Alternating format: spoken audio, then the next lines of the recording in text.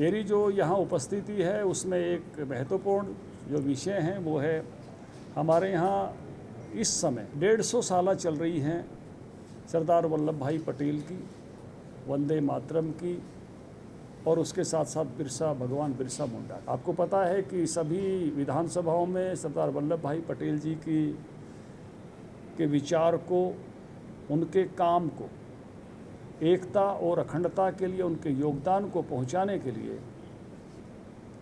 पद यात्राएं चल रही हैं।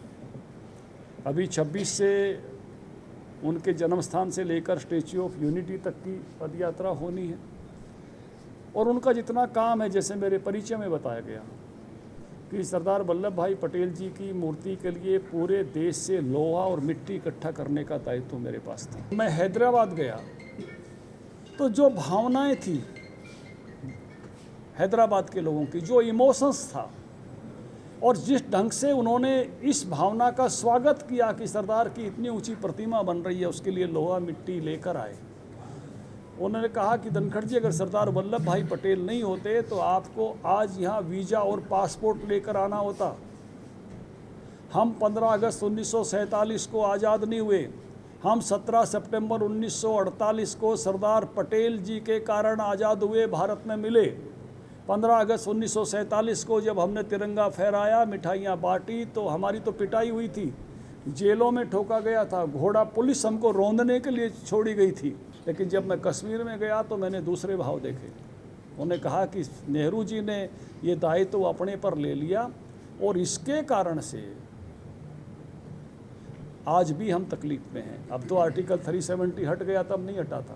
उन्होंने कहा हमारे वोट नहीं है, लोकसभा में डाल सकते हैं, विधानसभा में नहीं डाल सकते।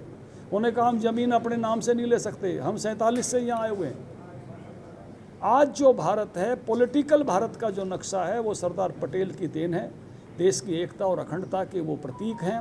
किसानों के लिए जो आंदोलन किया बारदौली में, जिससे उनको सरदार की उपाधि मिली, देश की एकता बनाने का जो काम किया, खुद नेहरू जी को भी काम ये कहना पड़ा कि सरदार पटेल ने लोहा हाथों से इस देश को एक बनाया है। नवंबर से वंदे मातरम की भी 150 साल चल रही है।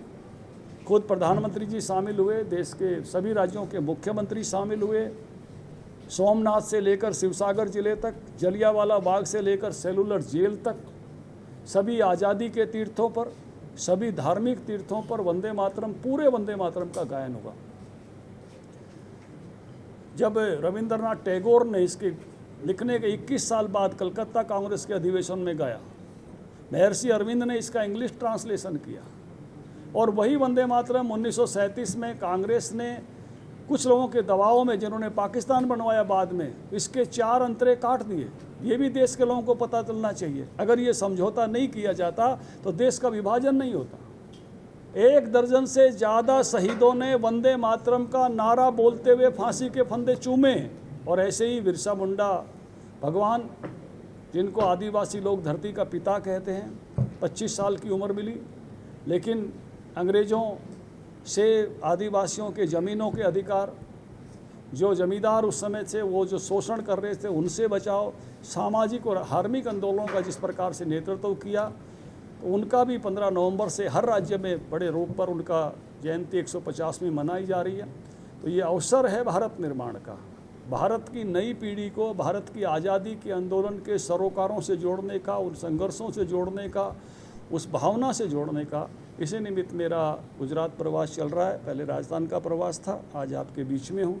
सब लोगों को ऐसे बुलाकर इस विषय पर आज बातचीत गपशप की है। अगले 4-5 दिन और मेरा गुजरात में प्रवास रहेगा। मुझे इतनी बात साझा करनी थी।